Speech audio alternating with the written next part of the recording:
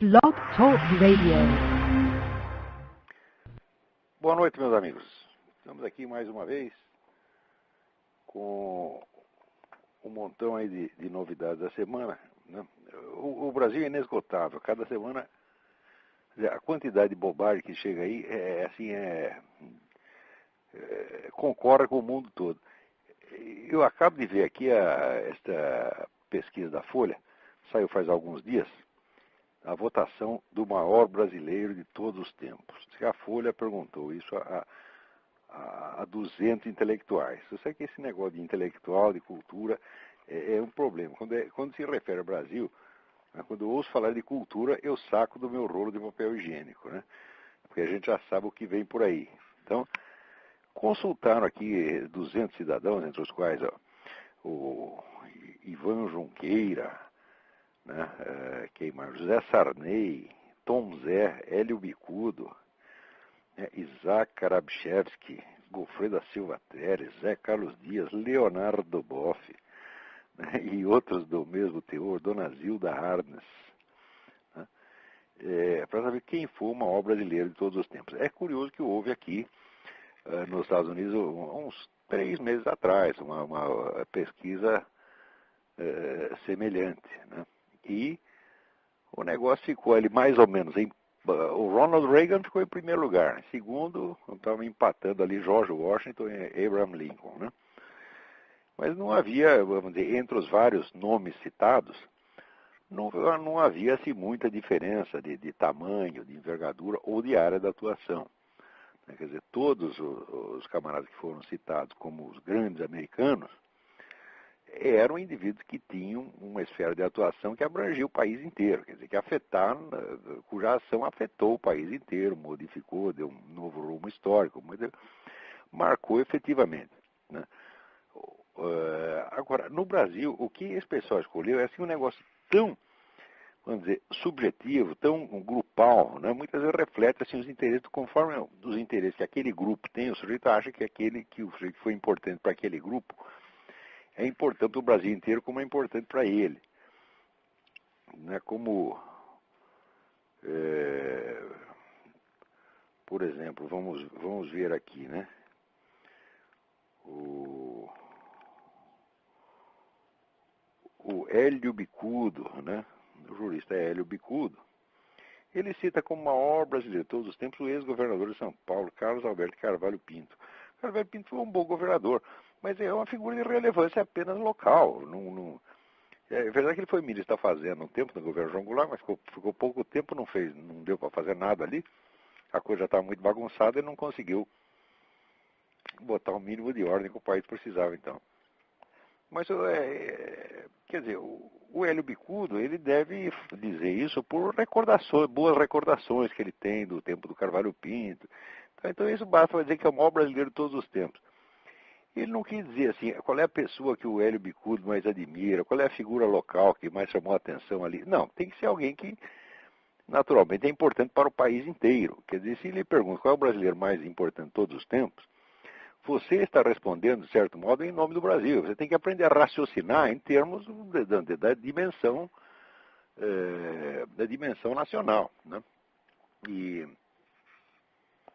agora, parece que no Brasil isso tornou impossível. Isso é um sinal, vamos dizer, não só da fragmentação da cultura e da autoimagem do Brasil, mas um sinal de incultura fabulosa, porque todos esses 200 intelectuais, pelo menos, se o povo é vítima dessa fragmentação da cultura e perdeu a visão, vamos dizer, do Brasil como unidade histórica, né, temporal, cultural, pelo menos esses 200 eles tinham obrigação de ter, porque eles tiveram todas as chances de estudar e são consideradas até pessoas letradas. Mas entre os tipos que foram mencionados, né, como o maior brasileiro de todos os tempos, o que teve mais votos, naturalmente, foi o Getúlio Vargas. Talvez tenha sido, de fato, o brasileiro que mais marcou a história do Brasil. Né? Também teve alguns que votaram, vamos dizer, no José Bonifácio. Bom, José Bonifácio, de cara, é o fundador do país, é o sujeito que inventou o Brasil. E, sem dúvida, foi o maior estadista brasileiro. Por isso mesmo, só que é o contrário do que aqui. vamos dizer, os fundadores do país são honrados até hoje. E no Brasil, ao contrário, Zé Bonifácio, depois que fundou o país, a primeira coisa que o país fez foi mandá-lo de volta para Portugal, exilá-lo em Portugal. Então isso aí já, de certa maneira, era uma profecia, um anúncio do que viria por aí, né? Mas o Getúlio Vargas teve um determinado número de votos, o Zé Bonifácio também teve alguns, Juscelino teve alguns, Machado de Assis teve muitos. Mas teve tanto voto em pessoa insignificante, não que sejam insignificantes em si mesmos, mas insignificantes dentro da escala de Brasil e de história do Brasil. É um país que já tem, não dizer, como existência independente, tem mais de 2 séculos. E na história total, 5 séculos e pouco. Então, a pessoa tem que conseguir pensar nessa escala. Agora, por exemplo, a dona Zilda Arnes votou no irmão dela, no Dom Paulo Evaristo. Eu digo, mas olha, o que o Paulo Evaristo fez? Ele nunca fez coisa nenhuma. O Paulo Evaristo só atrapalhou a vida dos outros, só falou besteira pra caramba. Tá certo? E é também uma figura local. Não marca a história do Brasil dessa maneira.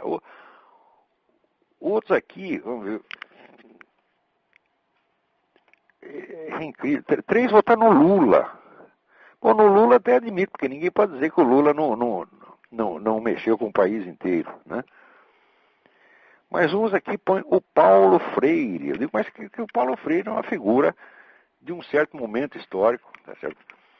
E já completamente desmoralizado como educador, até pelos seus próprios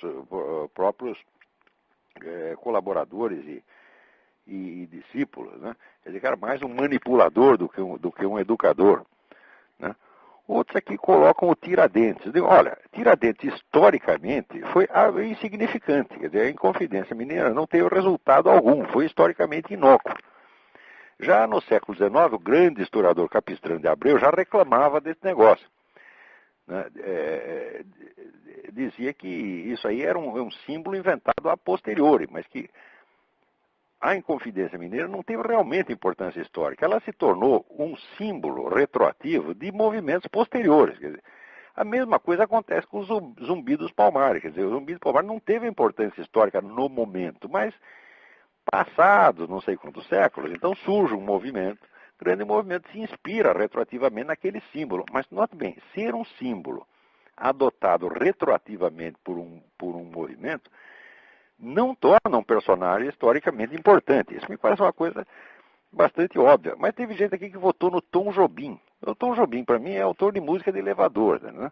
Um bom compositor de música de elevador, mas como é possível, né? Quer dizer que um compositor de música popular seja o maior brasileiro de todos os tempos. Eu imagino o pessoal aqui, né, por exemplo, votando, sei lá, no Michael Jackson ou na Madonna. Essa ideia jamais ocorreria um americano. Quer dizer, qualquer cidadão americano tem ideia do que é nacionalidade, do que é dimensão histórica do país. Todos têm. Mas todos sem exceção, só se for retardado mental. Se pergunta para qualquer americano na rua qual foi o maior americano de todos os tempos, ele sabe que a pergunta se refere a alguém, vamos dizer, cuja ação afetou a vida de todos, tá certo? E afetou de preferência positivamente. Positivamente ou negativamente você pode até, vamos dizer, discutir, mas tem que ser alguém desta envergadura, tá certo? E que afetou não só num ponto específico, especializado, por assim dizer, mas ajudou a moldar o país. Todo mundo entende imediatamente que essa pergunta se refere a isso.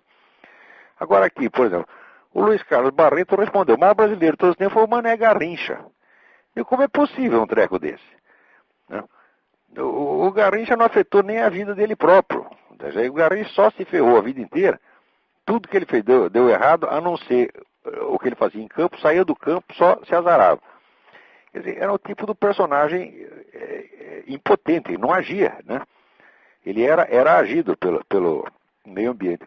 Outro aqui, Gerry Dávila, brasilianista, cita o Ademar Ferreira da Silva, aquele que foi campeão olímpico de salto triplo. Ora, o Ademar Ferreira da Silva era compadre da minha família. Ele vivia lá em casa, eu vivia no colo dele, para mim era o meu ídolo, porque era um grande esportista, essa coisa toda. Mas jamais me passaria na cabeça votar no Ademar Ferreira da Silva, só porque ganhou um campeonato olímpico de salto triplo.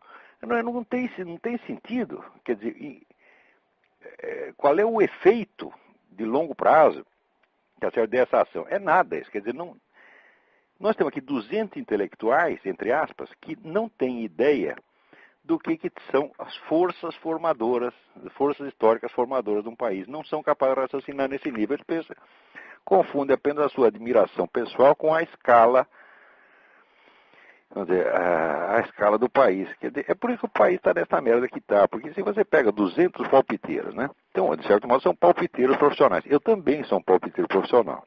Tá certo? Eu estou no mesmo ofício deles. Eu sou um formador de opinião.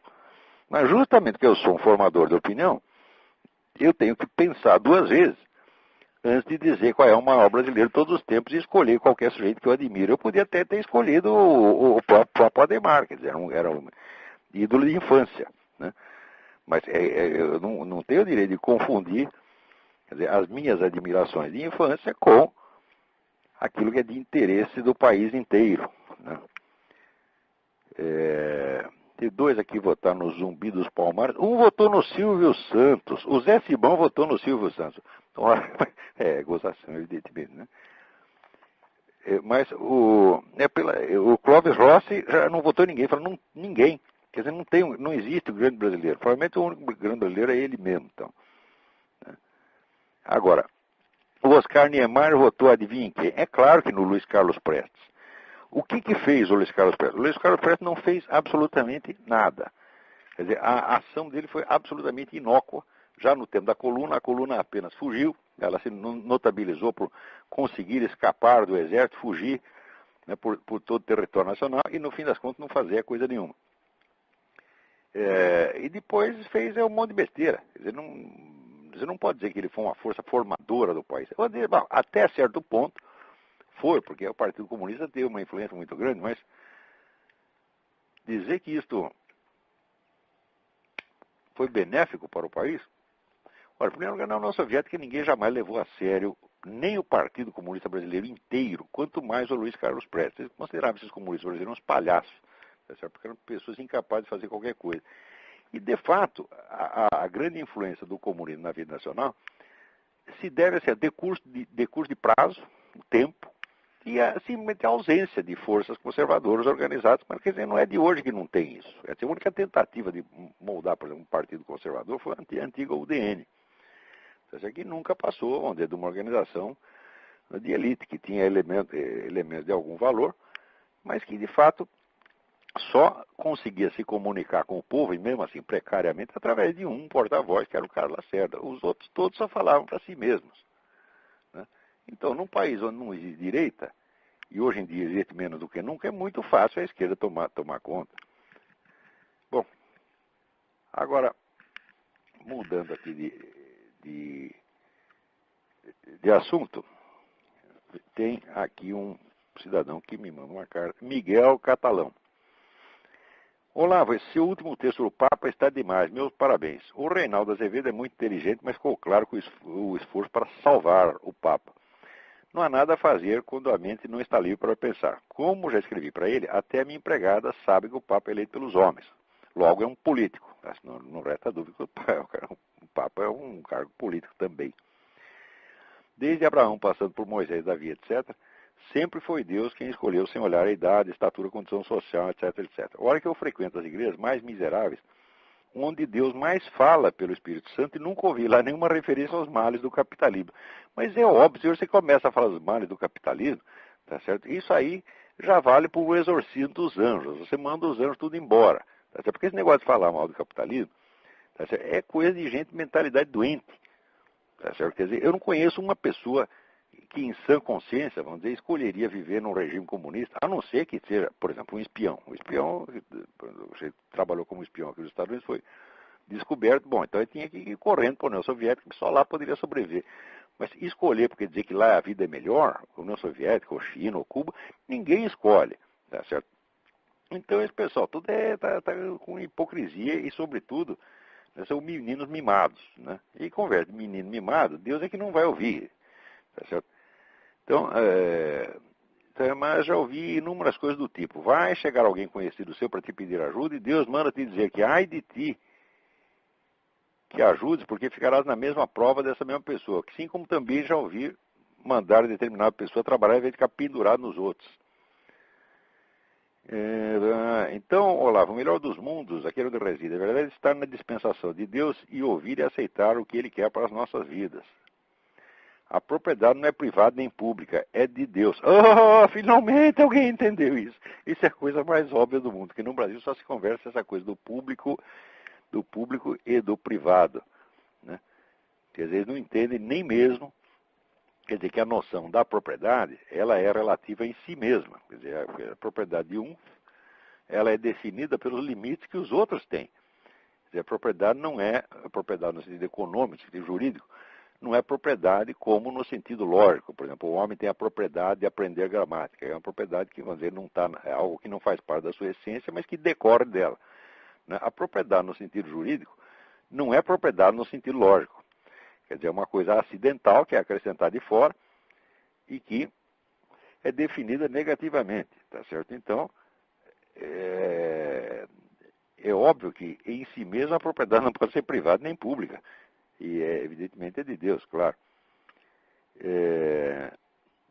Muito bem.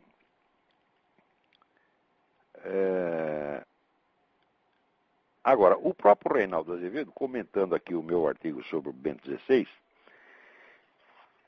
ele lembra que Olavo sabe que concordamos sobre a inutilidade de ser manso com as esquerdas. Quanto ao mais, observo que me limitei a contestar que a referência do Papa a Marx se trata de um elogio. Aí o Reinaldo tem toda a razão.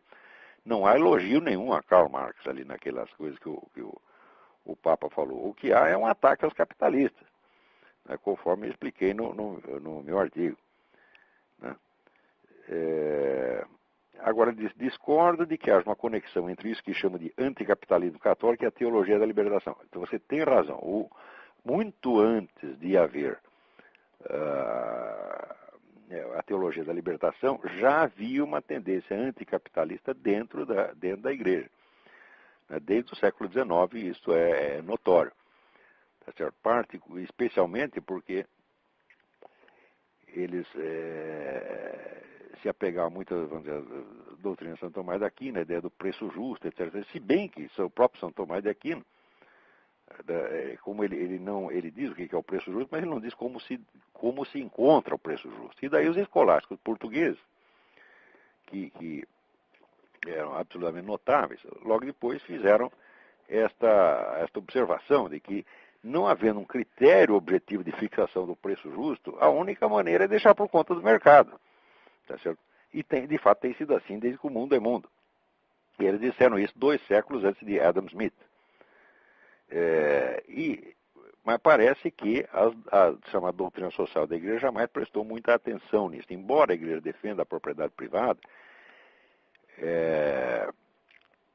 ela sempre teve alguns problemas, vamos dizer, com a questão dos juros, às vezes porque a gente vê que os doutrinários católicos não entendiam direito como é que funcionava o negócio, né? Não entendia bem o princípio do lucro. Aliás, eu escrevi sobre isso, um artigo chamado Capitalismo e Cristianismo. Quer dizer, se Santo Tomás de Aquino tivesse lido von Mises, concordaria inteiramente com von Mises, né? Aliás, von Mises não, o Eugen von Böhm-Bawerk, tá certo? Ele já diz que a questão, vamos dizer, dos juros é o seguinte: a diferença do pobre e o rico não é só que um tem mais dinheiro e o outro tem menos. É que o pobre precisa do dinheiro na hora e o rico pode esperar para gastar depois. Entendeu? Então, a diferença aí é que um sujeito empresta o dinheiro ao outro, ele está dando um dinheiro atual em troca de um dinheiro meramente virtual. Tá certo? E no tempo decorrido, vai ter uma passagem, vamos dizer, como diz, da potência ao ato.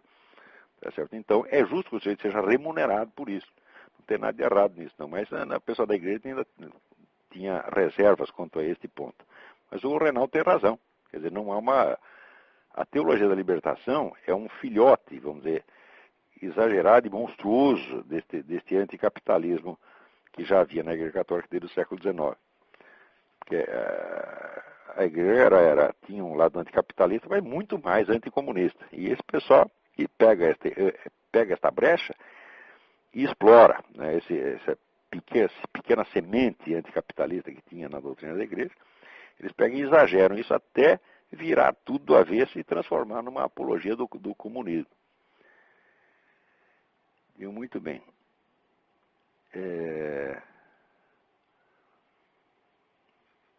Então aqui tem uma carta da Adelice Godoy. Adelice foi minha aluna em São Paulo. Tudo bem aí, Adelice? Então vamos lá. Só para dizer que os seus textos e seus programas de rádio estão muito, muito bons. A diferença que existe entre liberais e conservadores que você descreve nos seus textos é muito esclarecedor. Eu fiz uma pergunta para você há tempo, tinha ficado de ligar para você, mas não deu certo. Então vai de novo. A pergunta está baseada em algumas coisas que você colocou no seu último artigo e numa observação que você fez em uma das suas aulas, que eu acho que não entendi direito. Você colocou que individualmente a neurose é como uma mentira que o sujeito contou e depois de muito tempo ele esqueceu que era mentira, passou a acreditar naquilo. E você, se eu entendi direito, diz que existe um paralelo com essa neurose coletiva que descola o pensamento da realidade. Isto é, a paralaxe cognitiva. É exatamente isso. Você disse que em algum momento alguém mentiu deliberadamente e que depois as pessoas passaram a agir acreditando genuinamente na mentira contada. E houve um primeiro mentiroso.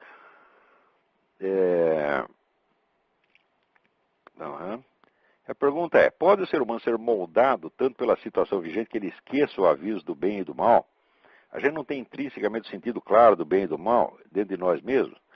Bom, Adelice, aí é o seguinte, uma coisa é você ter o instinto do bem e do mal, esse instinto todo ser humano tem, a não ser que seja um sociopata completo. E geralmente tem, quer dizer, nós temos a aptidão para discernir o bem e do mal, mas essa aptidão é como a aptidão que nós temos para andar. Vira, se aprender a andar, todos nós temos uma capacidade, mas se ninguém te ensinar a andar, você vai ficar andando de quatro. O que acontece, vamos dizer, com os tais meninos lobos, né? Se um menino é adotado por um alcateia de lobos, ele sobrevive. Por quê? Porque o leite da loba serve para ele. E a loba, de fato, alimenta a criança. Mas ele fica andando de quatro o resto da vida. Quer dizer que a capacidade para fazer uma coisa, ela não aparece, ela não se manifesta sozinha. Então, essa capacidade para discernir o bem e o mal, nós de fato a temos. Mas ela pode ser atrofiada se não for, vamos dizer, treinada no devido tempo. E, em segundo lugar, essa questão que eu estou falando da mentira esquecida, que a definição, aliás, não é minha, é do meu falecido amigo e mestre, o Juan Alfredo César Müller, que dizia, a neurose é uma mentira esquecida na qual você ainda acredita. Eu acho essa definição absolutamente perfeita, e acho que ela vale tanto para os indivíduos quanto para as comunidades. Então, o que a Adelice pergunta é se esse senso inato que nós temos do bem e do mal não seria uma espécie de vacina contra esta mentira esquecida. Fala, não é não, Adelice. Porque você discernir o bem e o mal é uma coisa, e você discernir uma questão de fato, uma veracidade ou falsidade de fato, é outra operação completamente diferente. Quer dizer, aí você precisa ter todas as informações. Ademais, a capacidade de discernir o bem e o mal não quer dizer que você vai escolher ser necessariamente o bem. No começo, você escolhe o mal sabendo que é mal. Tá certo? Depois, aos poucos, você não aguenta. O seu arrependimento fica muito. E o próprio instinto que o ser humano tem pelo bem o faz com que ele passe a nomear o mal de bem. Quer dizer, porque, vamos dizer, as várias virtudes, elas não operam necessariamente em consonância. Elas podem entrar em conflito umas com as outras. Tá certo? Por exemplo, vamos dizer, o desejo que o sujeito tem de ser honesto, puro, etc., pode ser nele, por exemplo, mais desenvolvido do que a coragem, ou a coragem ser mais desenvolvida do que a honestidade. Isso é sempre possível. E quando você tem um pequeno defasar entre uma virtude e outra, elas já viram um problema. Né? Então, essa coisa da paralaxe cognitiva, aliás, isso vai ser exatamente esse ponto que você está mencionando aqui, vai ser assunto da minha próxima aula no dia 18, na aula por videoconferência em São Paulo. Quer dizer, como é que a partir, vamos dizer, do século XVI, cada filósofo, cientista, etc., ficava tão entusiasmado com alguma novidade que ele tinha descoberto, que às vezes não percebia que aquilo estava entrando em contradição total, né, com tudo que ele mesmo fazia e acreditava na vida. Por exemplo, o fato de que nessa época todo mundo tentasse matematizar a imagem da natureza, quer dizer, reduzir todos os fenômenos naturais a equações matemáticas, né, contrasta com o fato de que justamente nesta mesma época eles começaram a separar a geometria de astronomia, porque antigamente se entendia onde a geometria como o estudo do espaço real. A partir daí começa a ser meramente um espaço formal, um espaço ideal, né? Quer dizer, mas se você está separando a geometria da realidade, como é que no mesmo instante você está buscando, vamos dizer, com fórmulas geométricas ou matemáticas, a raiz e o fundamento da realidade? É pior ainda. Nessa época tem uma grande influência platônico-pitagórica. Então eles acreditavam que Deus escreve o livro da natureza em números, como dizia Galileu. Só que a maneira como eles entendiam o número nessa época já era muito diferente e muito estragada em relação ao pitagorismo originário. O pitagorismo se referia aos números como formas, quer dizer, a forma da unidade, a forma da dualidade, a forma da trindade ou ternariedade, etc, etc.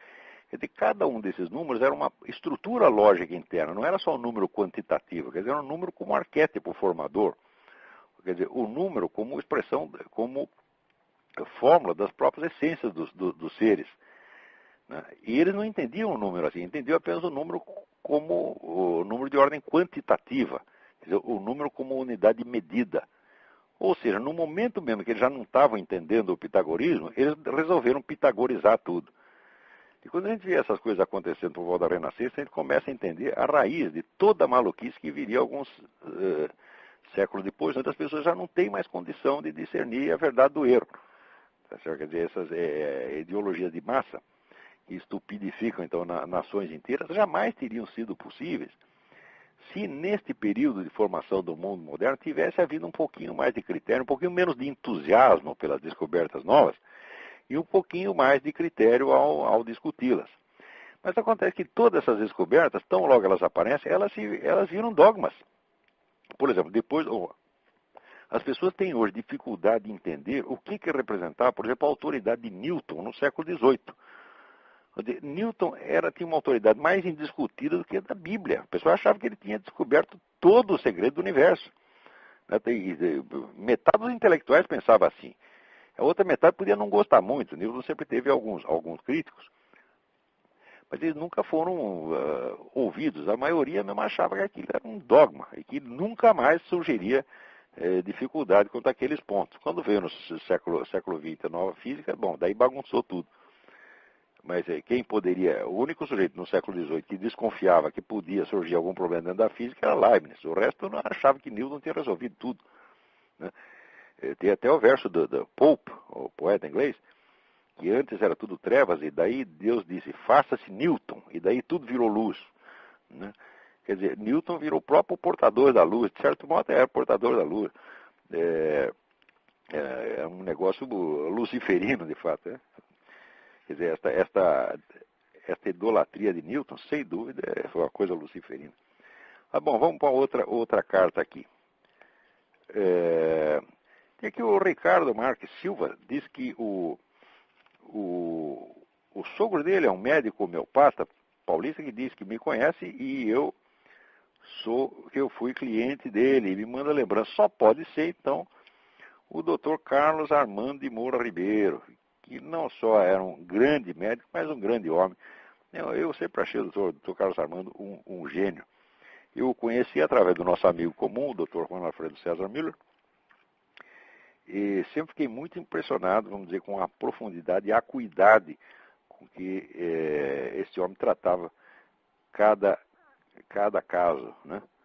Então, um abraço, Dr. Carlos Armando.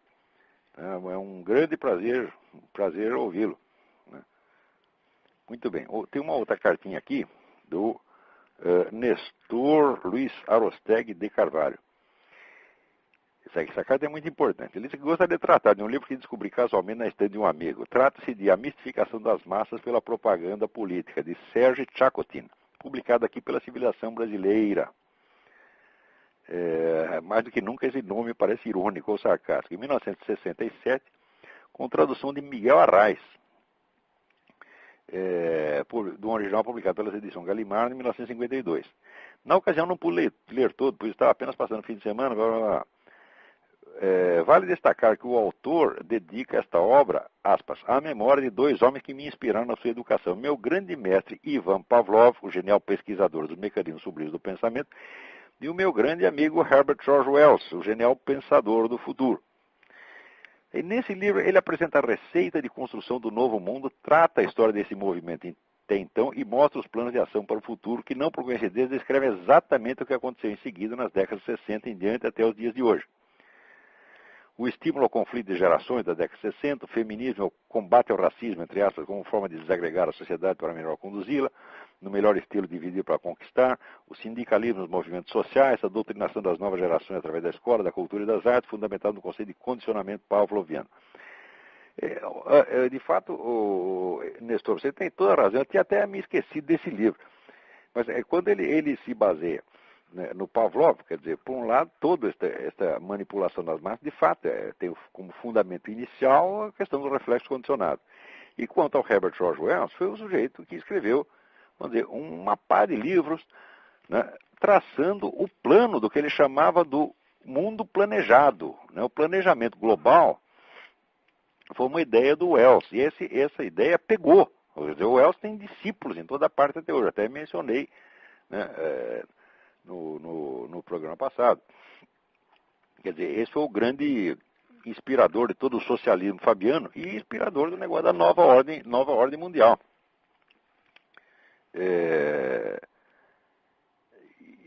Basta você ler os livros do Wells, quer dizer, não são livros de previsão, é um planejamento.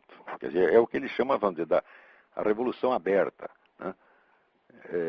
E isso está sendo posto em prática diante dos nossos olhos. E ainda tem gente que diz que isso é teoria da conspiração. Como conspiração? Está aqui o plano, está sendo executado publicamente, na cara de todo mundo. Né? Quer dizer, isso não é uma conspiração. Conspiração você tem que esconder. Agora, quando você conta com a idiotice alheia, você não precisa esconder nada. Você faz as coisas, vamos dizer, que o idiota considera improváveis, então o idiota não acredita que estão sendo feitas. É assim mesmo. Muito bem. O que mais temos aqui?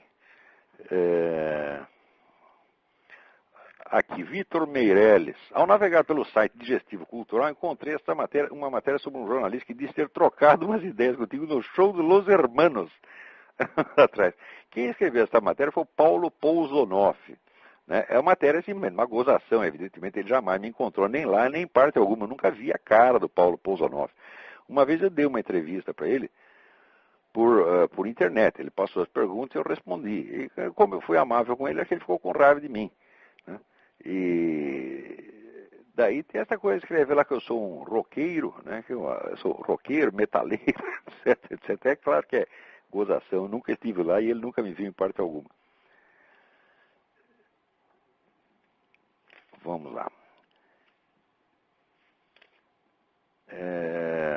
Aqui me escreve de Ramiro Marques. Prezado Dr. Olavo de Carvalho, seus escritos são uma inspiração e fonte de conhecimento. Continue.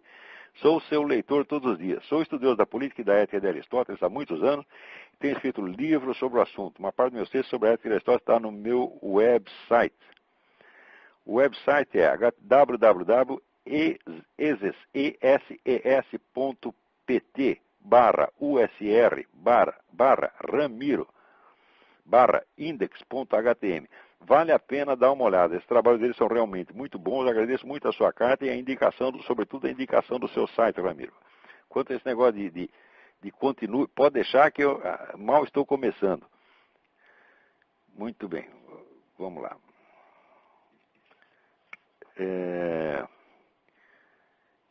Tem algumas questões para o Throat Speak. Que tipo de música você ouve? Se elas influenciam o trabalho. Olha, eu raramente ouço música. E quando ouço, eu ouço sempre as mesmas. Em geral, eu ouço Bach e Wagner. E eu gosto de música caipira. Música caipira brasileira, música caipira americana. Né? E música folclórica antiga de qualquer nação europeia. Eu gosto de tudo isso. Quer dizer, eu gosto do que é bem popular e do que é bem erudito. Tudo que está no meio, eu não gosto, não. Quer dizer, essa coisa que o pessoal chama de popular, mas que na verdade é música industrial, né, que vai aí do Tom Jobim, Madonna, né, Michael Jackson, tudo isso aí para mim é perda de tempo. Aqui, Rômulo Viana, mais uma vez você está com a razão. Os militares de hoje, de sandálias e bermudas, perderam o poder moderador, a liderança. Virou uma atividade lúdica e a política. No livro Ideais Traídos, do general Silvio Frota, prefaciado por seu filho, meu amigo dileto Luiz Paragana da Frota, fica claro quando começou essa deterioração. Será reversível? Olha, Rômulo, não tenho a menor ideia, mas o negócio está ruim. Porque a gente vê que mesmo quando os militares reagem à situação, eles não estão entendendo direito, tá certo? Porque, em primeiro lugar, tem muito militar influenciado aí por esse pessoal do Lyndon LaRouche, né, que tem, vamos dizer, esse sim é o teórico da conspiração. Ele acredita que é uma conspiração contínua dos capitalistas que começou em Veneza, quer dizer que a pessoa, ele chama todo mundo os venezianos, né? E ele diz que foi uma conspiração de aristotélicos contra platônicos, né? Por incrível que pareça, ele é o único sujeito que diz que na Renascença predominaram então os ideais aristotélicos sobre os platônicos. Isso é a exata inversão da realidade. Mas, então, o pessoal, por exemplo, tem muita gente que acredita na história dos controladores, né? Eu devia até estar lendo no site do Jorge Serrão, porque os controladores, então com isso ele quer dizer esses grandes capitalistas que são os inspiradores, criadores e inspiradores da nova ordem mundial, mais ou menos na linha do Herbert George Wells. E eles acreditam nessa coisa de controladores, e tudo que acontece eles atribuem aos controladores. Olha, eu já expliquei e vou explicar de novo. Planos de governo mundial existem e estão em execução, mas não é um plano só, não é unívoco. Tá certo? Você tem pelo menos 3 planos em concorrência. Você tem este da nova ordem mundial, você tem o plano do Pacto de Solidariedade de Nanquim, que é Rússia e China, e você tem todo o projeto islâmico, que é um projeto globalista já de muitos séculos. Tá certo? Eles não operam em conjunto, tá certo? E você tem ainda o que eles chamam novo século americano, que não é bem um projeto de governo global, é um projeto global, mas não de governo global, que é o projeto dos nacionalistas americanos, que gostariam que os Estados Unidos tivessem, vamos dizer, uma posição hegemônica, mas não como governo mundial, tá certo? Então você tem esses 4 planos mundiais em plena concorrência e às vezes conflito aberto. Explicar tudo como obra dos controladores, aí já é maluquice. Tá certo? Isso é como você explicar tudo como conspiração maçônica, conspiração judaica, etc, etc. Isso tudo é loucura, não é assim que se faz. Tá entendendo? Você, para rastrear um movimento histórico, você tem que ir, vamos dizer, pela transmissão de significados de uma geração a outra, de maneira mais ou menos documentada, de modo que um se refere ao outro, que se refere ao outro, que se refere ao outro, aí você rastreia, você identifica uma corrente histórica, vamos dizer, documentadamente, né? Mas, assim, você ir por analogia, só porque apareceu uma coisa no século XX que se parece com outra do século XVIII, não quer dizer que tem continuidade, não. Por exemplo, você falar, por exemplo, a Ordem dos Illuminati, etc. Bom, claro, existe a Ordem dos Illuminati e tem gente que pensa mais ou menos como os Illuminati, mas não quer dizer que você tem uma continuidade da ação histórica. Você precisa aprender a distinguir o que são analogias do que são continuidades. Esse pessoal não sabe. Tá certo? E esse tipo de teórico influencia muito a cabeça dos nossos militares. Tá certo? E eles acreditam nisso. Então acreditam que o Brasil é vítima de uma conspiração dos capitalistas aí de Nova York unidos com os comunistas. Não é bem assim, né? Então, como sempre, o problema do Brasil é a falta de cultura. As pessoas não estudam, elas não leem livros. Eu lembro que uma vez eu disse numa classe que um estudioso precisava ler pelo menos 80 livros por ano, as pessoas quase me bateram, ficaram assustados, né? Acharam que eu queria massacrá-los. E então, assim não dá, quer dizer, se não ler pelo menos 80 livros por ano, você não vai conseguir acompanhar o que está acontecendo. Muito bem. Agora, uma coisa que aconteceu esta semana, antes de passar para outra carta, né? Vejam que coisa. Uma das principais líderes feministas, aqui saiu na Folha, uma das principais líderes feministas do alto escalão da rede de organizações feministas que está por trás da promoção do aborto no Brasil, acaba de escrever uma carta aberta ao ministro da Saúde para que ele reconsidere a sua insistência em promover um plebiscito para legalizar o aborto no Brasil. Por que ela está fazendo isso? É simples. O ministro foi falar de negócio de aborto em Fortaleza, foi vaiado, o pessoal vaiou. Tá certo? Saiu uma pesquisa da Datafolha mostrando que o brasileiro é maciçamente contra o aborto, contra a eutanásia, contra essa porcariada feminista, abortista, sua loucura gay, essa lei da mordaça gay. Ninguém quer isso, pô. O pessoal pode até aceitar a ideia de casamento gay, tá? Aceita com restrições, tá entendendo? Mas a lei da mordaça gay ninguém quer, muito menos que abortismo e eutanásia, etc. Quer dizer, o povo brasileiro é maciçamente conservador. Como saiu esta pesquisa na Folha, imediatamente aquele pessoal que estava tão entusiasmado de fazer um plebiscito, já voltou atrás, não quer mais fazer plebiscito. E agora, o engraçado é o ministro da Saúde, né? Quer dizer, o sujeito que se chama Temporão. Então, esse seu Temporão diz que o brasileiro é contra o aborto porque é um povo muito mal informado, um povo, né, inculto, não sabe o que está falando. O povo é muito inteligente quando vota no Lula, tá certo? Mas quando não quer mais o aborto, aí imediatamente ficou todo mundo burro. Mas é assim, eles só querem plebiscito quando der para aprovar o que eles querem.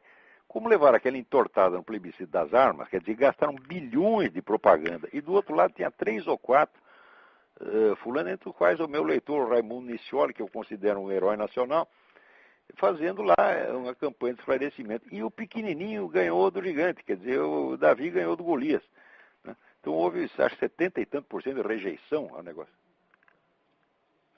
E também, aí o Benê Barbosa, também o professor Benê Barbosa, o Raimundo e o Benê Barbosa fizeram aquela luta heróica contra a campanha do desarmamento civil e ganharam, né? E agora também esse pessoal do governo está descobrindo que o brasileiro é contra aborto, contra a eutanásia, contra tudo que este pessoal moderninho gosta, né? Contra todo o programa da nova ordem mundial, a qual é representada no Brasil pelo PT e pelo PSDB. E se faltar muito, pelo PFL também. Né? No Brasil é o país mais puxa-saco da ONU que tem no universo.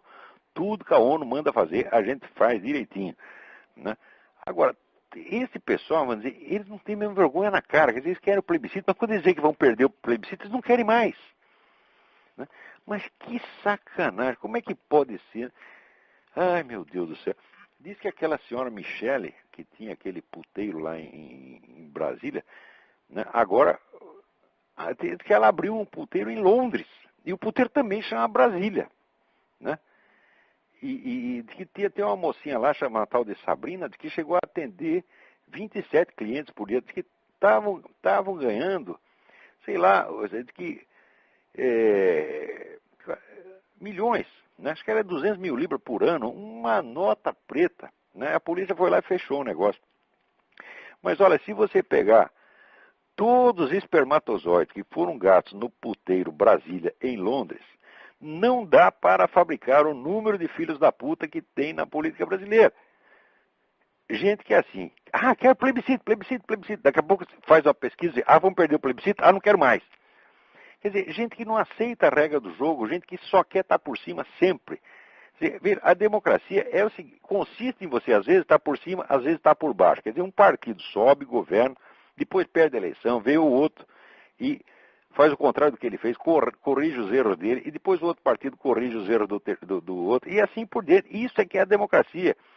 Quer dizer, a democracia é a rotatividade do poder, mas rotatividade, ele só quer rotatividade no motel, você está entendendo? A rotatividade é lá no puteiro Brasília, em Londres. É só esse tipo de rotatividade que eles querem. Oh, meu Deus do céu. Agora, eles não gostam que falem mal deles, não. Quer dizer, é que nem esse pessoal gay. Quer dizer, o gay agora, eles querem ser, vamos dizer, a única conduta humana que é proibido criticar vai ser a homossexualidade. Quer dizer, é incrível. Né? Vai virar uma conduta privilegiada. Você pode falar mal de tudo, você pode falar mal da religião, você pode falar mal da polícia, você pode falar mal do casamento, você pode falar mal da sua mãe, da mãe do outro, tal, mas falou do homossexualismo, você vai pra cana. Essa lei é tão absurda, que ela não deveria nem ser cogitada. Nem ser cogitada. Uma pessoa, nenhum grupo humano tem o direito de querer uma lei que proíba falar mal dele. Porque senão eu vou fazer uma lei, vou começar a fazer uma campanha, fazendo uma lei que é proibido falar mal do Olavo, porra. E cada um de nós, né, se junta, a gente junta meia dúzia, faz um grupo de interesse, queremos uma lei que proíbe falar mal de nós. Agora, esse negócio politicamente correto já chega a um absurdo, porque aqui tem um tal de tal de Imos, que é um sujeito que faz um programa no rádio, é um humorista, né? Ele chamou as mulheres do time, um time de mulheres negras, ele chamou o time nappy-headed. Nappy-headed quer dizer que tem o cabelo feio, né? Foi considerado racista. Quer dizer, o sujeito agora não pode dizer, mas o que é isto, meu Deus do céu? Quer dizer, então se fizer o nosso samba, negra de cabelo duro, e é bacana. Você não pode mais falar isso. Quer dizer, então assim, você pega o grupo se faz de vítima, e ele não admite que olhe feio para ele, que faça uma piadinha, que diga uma palavra que ele não gosta e já quer botar todo mundo na cadeia. Quer dizer, isso é autovitimização, isso é chantagem emocional da mais barata, tá entendendo? Quer dizer, isso é que devia ser um crime, quer dizer, a tentativa de manipular a opinião pública se fazendo de vítima. Agora, se tem um pessoal que não é vítima de jeito nenhum, é gay, tá certo? Porque se você estudar ao longo dos tempos, tá certo? Você vai ver que longe do gay ser um grupo minoritário oprimido, não, o gay sempre esteve muito bem distribuído entre opressores e oprimidos. Aqui acabou de sair um livro do sociólogo Stephen Murray. Não acabou de sair agora, não, saiu uma reedição, mas é um livro de 1997, Islamic Homosexualities. E ele diz o seguinte, ele diz que, em geral, no mundo islâmico, se considera que a homossexualidade não é uma orientação sexual. A homossexualidade é uma experiência temporária, é uma coisa que acontece sobretudo na adolescência. E que depois passa e o sujeito se consolida como heterossexual. Então, por isto mesmo, ali não existe um preconceito nem contra o homem mais velho que transa com o mais jovem, tá certo?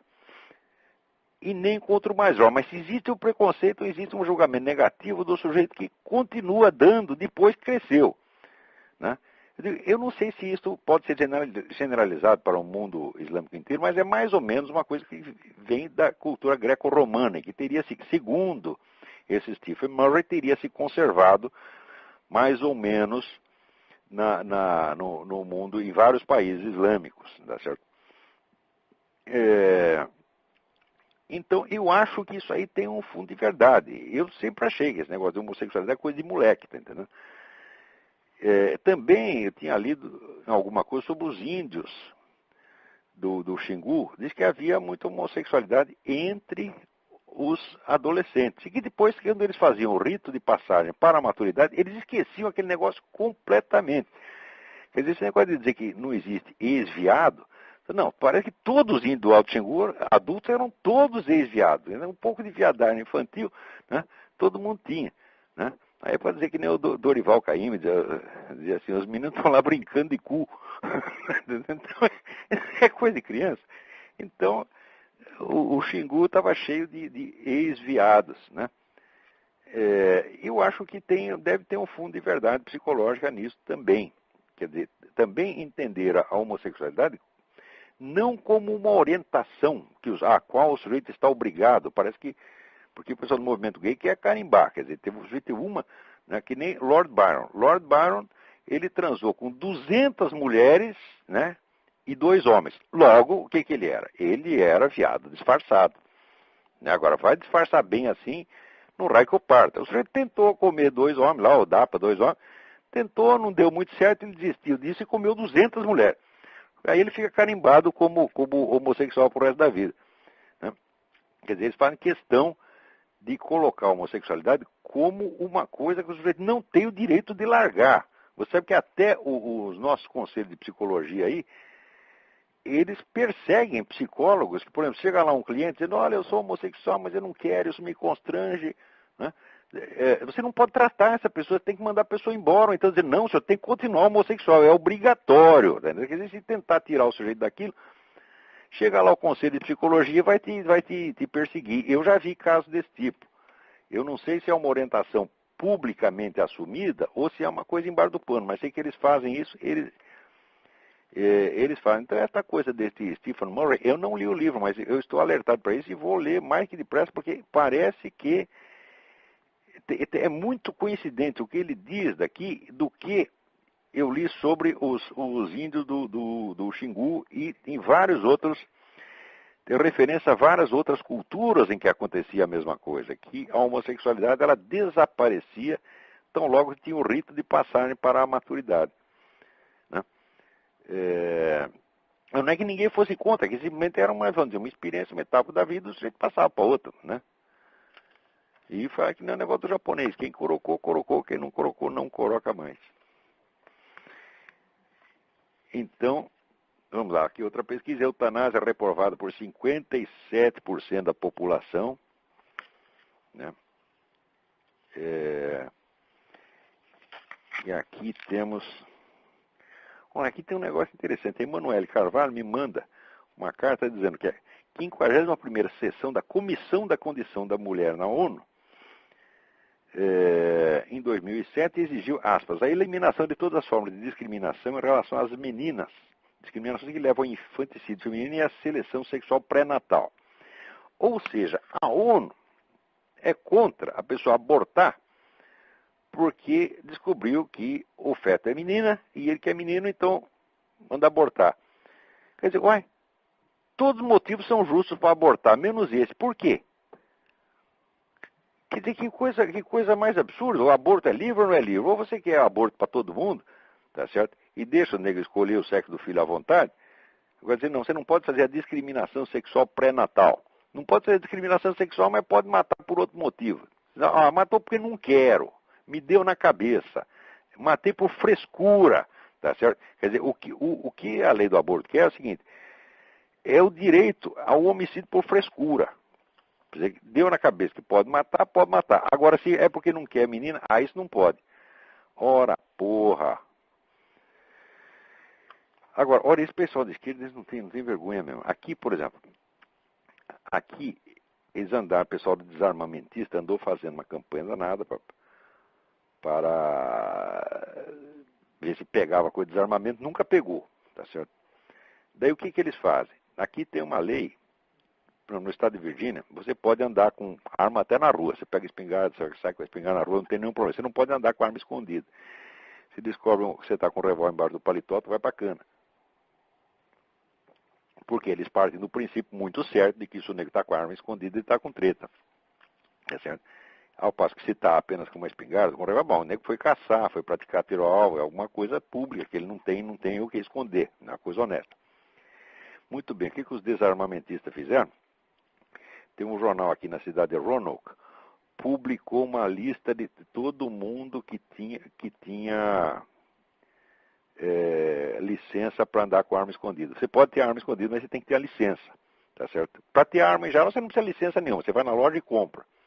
Mas se você quer andar com arma escondida, você tem que tirar uma licença. O que os caras fizeram? Publicaram a lista de todo mundo que tinha licença, só para sacanear os caras. Quer dizer, mas agora a NRA, National Rifle Association, fez lá um processo e o procurador-geral da Virgínia mandou parar com a brincadeira, mandou tirar as listas do ar. Mas é assim, esse pessoal, se a gente não fica de olho neles, eles sempre é que nem barata. Se acende a luz, ele some. Apaga a luz, as baratas vêm tudo de novo. Tem alguém na linha aí, vamos ver quem é.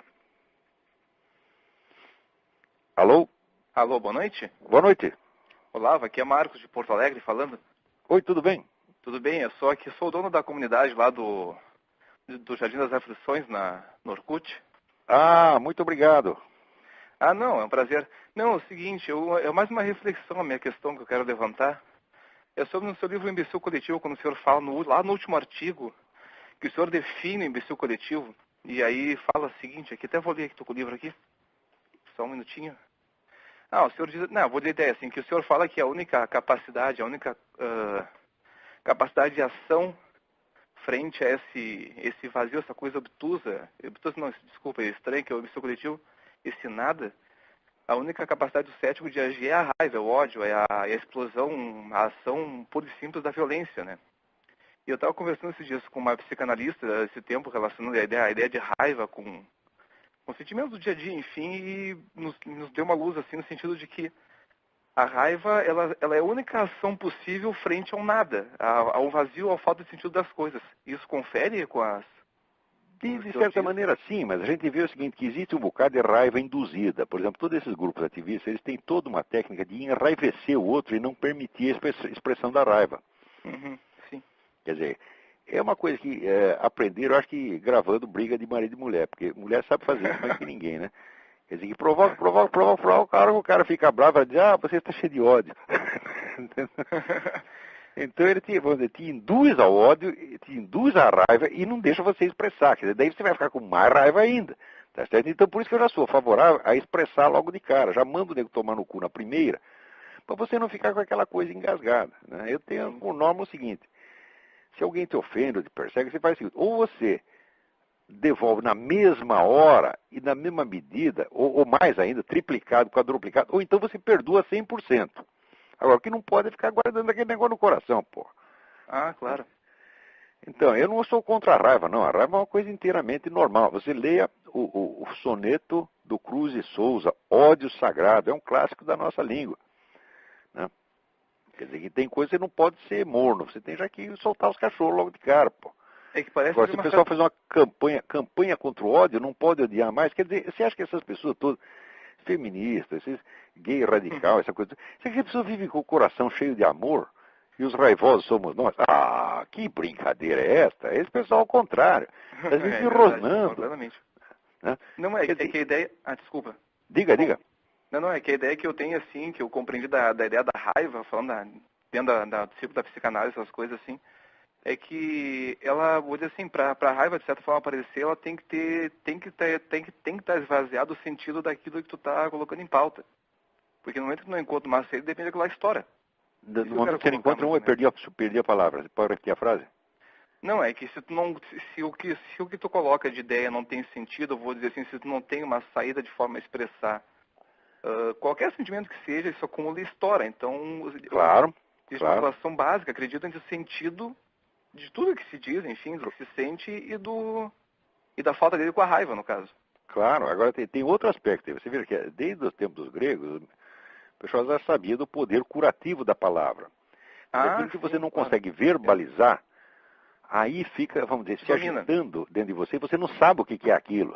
Você dá o nome errado para o sentimento. Isso aí é uma sintomatologia brasileira geral. As pessoas elas têm um problema, se queixam de outro.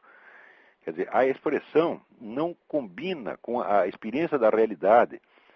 Quer dizer, a língua está muito estereotipada. Você só pode repetir aquelas mesmas fórmulas que saem no jornal e isso está ficando cada vez pior. Então você não tem os nomes apropriados para dar as coisas. Como não há mais escritores para revigorar a língua, tá certo? Os bons escritores que tem 3 leitores, né? Por exemplo, o grande poeta nordestino Alberto da Cunha Mello. Quem lê Alberto da Cunha Mello? Eu, Bruno Tolentino, e a mulher dele e a mãe dele. E pronto, acabou. Tá certo? É um tesouro, é uma joia, mas ninguém leu. Então, o Ângelo Monteiro, né? O Ângelo Monteiro escreveu umas coisas maravilhosas, ninguém lê também.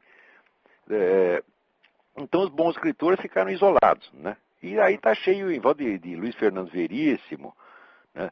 Leonardo Boff, dizendo besteira pra caralho. Então, a língua perdeu a expressividade. Quando perde a expressividade, as pessoas não conseguem mais expressar a sua experiência real. Então, elas falam de outras coisas, falam de estereótipos. Naturalmente, os sentimentos não verbalizados, vamos dizer, eles entram num processo como num forno, né? Sim. E no fim acaba em explosões de violência. De repente o nego torce o pescoço da mulher. Não quer dizer que ela não mereça. Algumas até merecem. Não precisa fazer uma coisa dessa, pô. Mas, então é isso mesmo. Obrigado pela atenção. A minha não merece, não, que ela é muito boazinha. Não, eu não tenho nada com eu é que mereço. Mas alguma experiência que eu tenho, algumas realmente merecem uma torcidinha, pelo menos no braço. É isso aí, tem um manual islâmico, né? Como é que você deve bater na sua mulher. Tem um sujeito aí passou não, muito obrigado. Eu preciso ficar cristão mesmo. Tá bom assim. Exatamente. Tá certo, Olavo? Então tá, obrigado pelo seu eu agradeço e parabéns pelo trabalho, tá muito bom. Obrigado, e obrigado. Cristo pro senhor aí. Um abração. Abraço, tchau, tchau. Quer dizer, alguém aqui tinha me mandado uma carta, eu não estou achando a carta e não vou poder dar o nome do sujeito. Um pouco sobre Cuba, sobre